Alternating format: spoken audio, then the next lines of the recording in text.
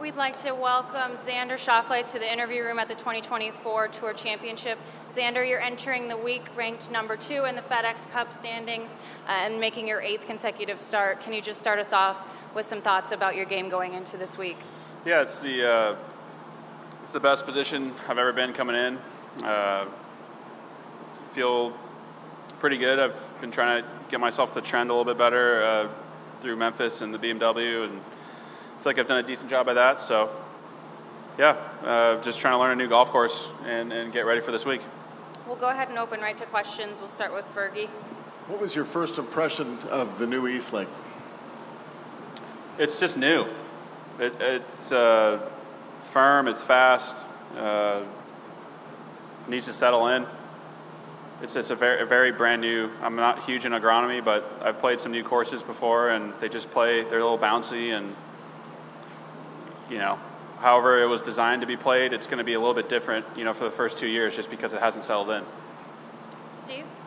Yeah, Xander, given your record here, was there any part of you wanted to maybe throw yourself in front of a bulldozer here and stop all this? 100%, yeah. And absolutely. My caddy as well. He probably would have gone first. And what? How does this? I mean, your record here is better than anyone's. How does this affect that now? It's just a new golf course.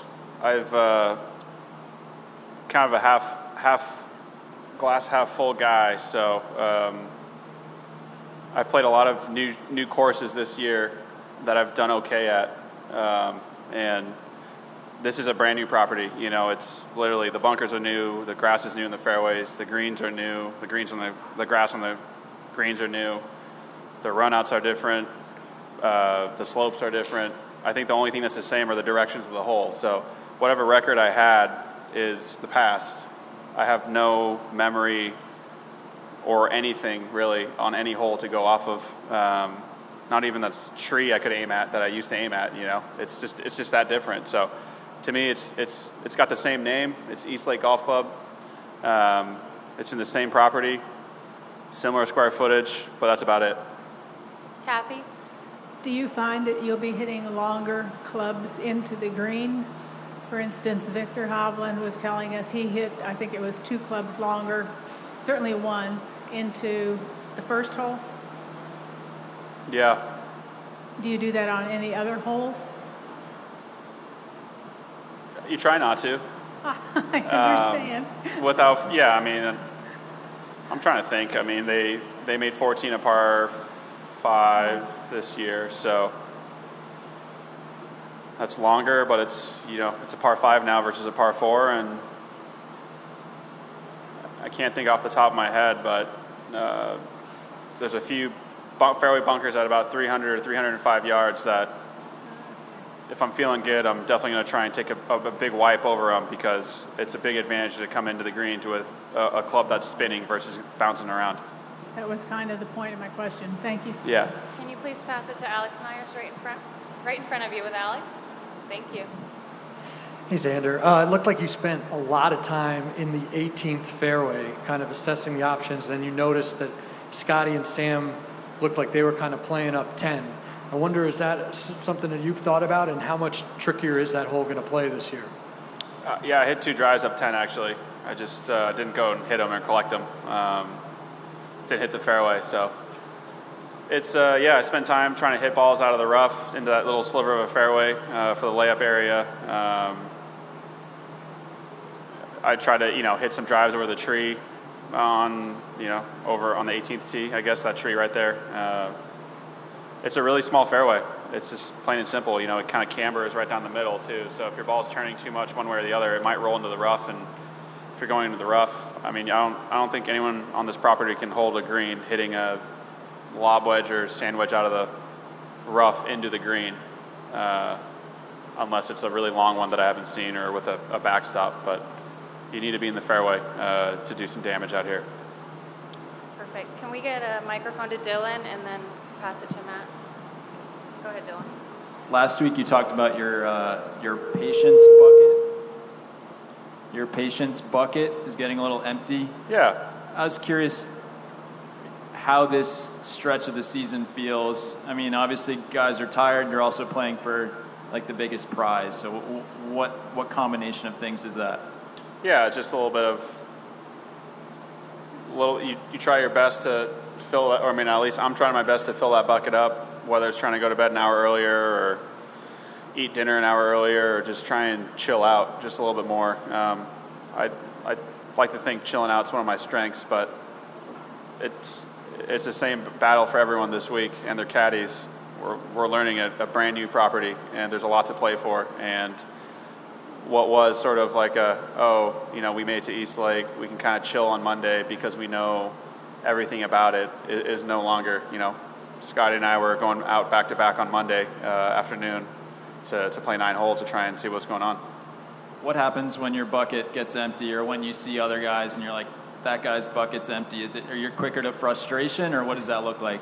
Yeah, I mean, I can feel myself get to the edge quicker, more frustrated quicker. So it's a sort of, you have to check yourself a lot whenever you're trying to compete. I know I'm my best when I'm patient, when I'm calm, and if I'm starting to get really frustrated about things that aren't fair, it doesn't matter. You're still trying to win a tournament. That stuff gets pushed to the side. So, I got my wife and my dogs out here this week, so they're helping me with my patience bucket filling, I should say. Go to Matt. Hi, Xander. This week, East Lake's hosting a creators event as well, and that's the second one this season. Do you think the amount of young people who like golf do you think there's more of them wanting to become influencers now, as well as wanting to become players? Do you think that sort of gap might be narrowing with the sort of rise of golf influencers in this day and age?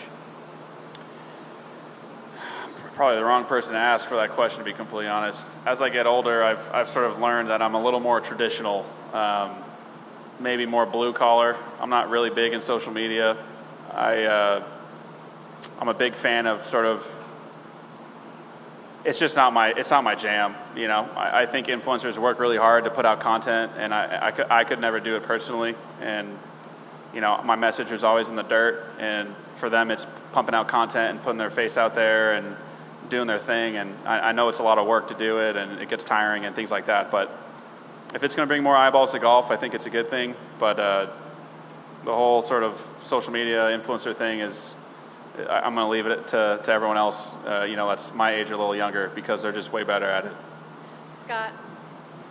Xander, you've had the low 72 72 hole score here 3 times, have 1 trophy, and it's not a FedEx Cup trophy to show for it. Is that frustrating at all, and how hungry are you to win that top prize from? Yeah, I mean, that's what I figured. They just needed to change the course, so I have a better chance.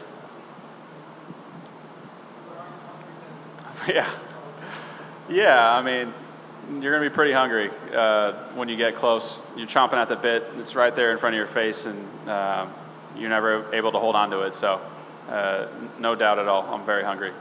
Go to Adam and then to Chris.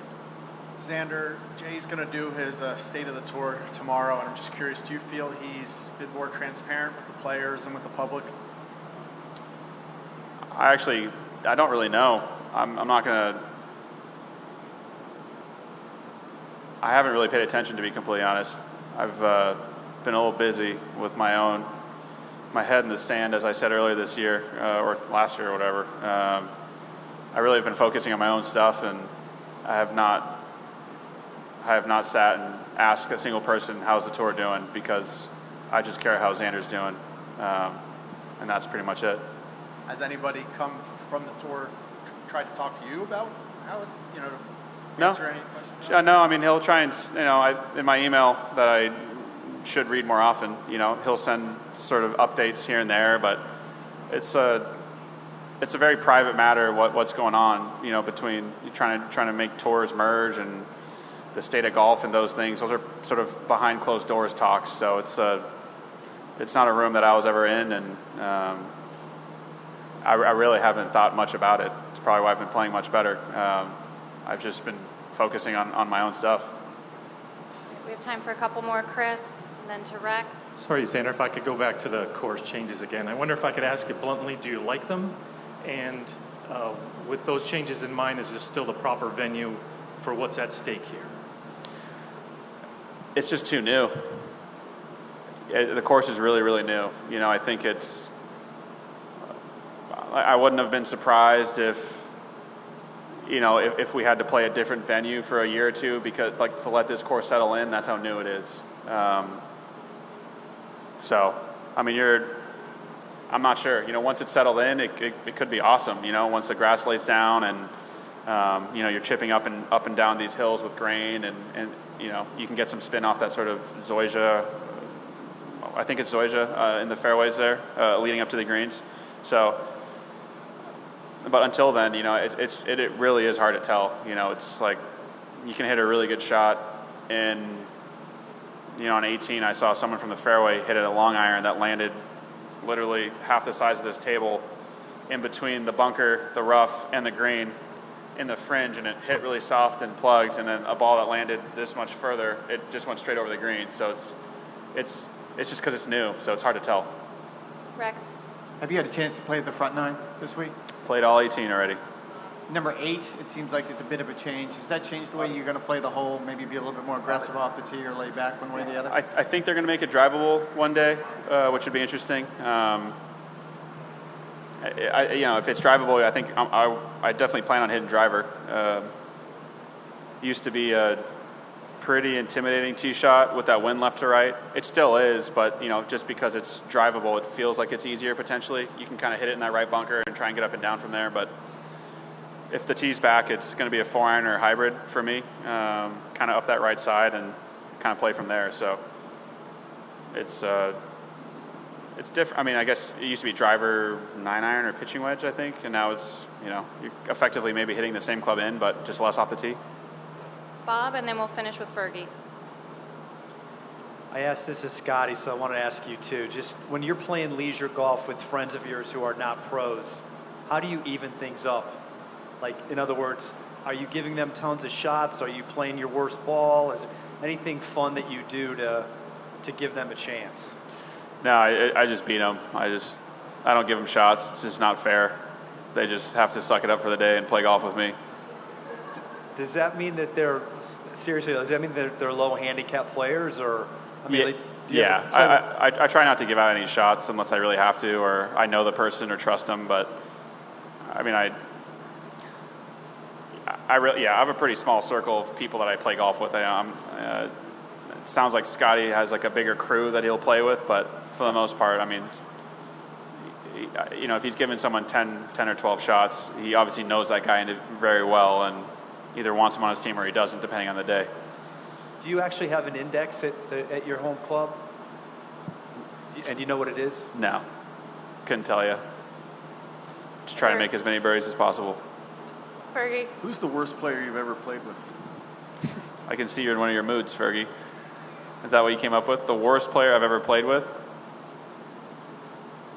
That's a messed up question, you know that, right? That's like me asking you who's the worst journalist you've ever sat next to. That's not a real question, is it, though, is it? Yeah, I guess. I don't know. I've seen some pretty bad shots out of my own body, unfortunately. So usually when I'm playing with someone that's not very good, I try not to look. And the worst shots I've seen are in a pro-am probably. You know, my golf bag getting hit, Austin and I almost getting hit, but. That wasn't my original, by the way. I was just trying to follow up on Bob there. There you go. With the schedule we've got now, what is your appetite for playing overseas? And can you see yourself ever, like late in the year, taking on various traditional tournaments, whether they're opens or things like that? And if there was ever part of a schedule that included a lot of collaboration with either other tours or bigger events, how would you feel about that? That seems more like a question you'd ask Dougie. Yeah. Didn't lose your touch just yet. Right now, it sounds terrible. As of right now, it sounds terrible. My brother's bachelor party next week sounds terrible too. So I'm in a place where I'm trying to get over this finish line, play some really good golf coming in so I can enjoy myself. But It really depends on because if you want to give ourselves a break, you push those events further back to December, but then all of a sudden December leads straight into Hawaii. Now you're on the other side of the world, depending on which way you go, I guess. But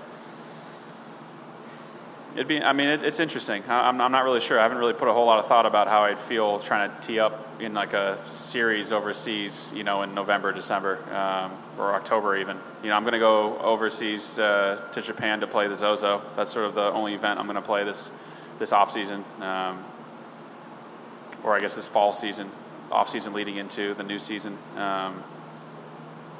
And I'm excited for my trip to Japan. I always am. It's it's a warm and fuzzy place for me, but to tackle on multiple events would probably be tough. All right. Thank you for the time. Good luck this week, Xander. Thank you.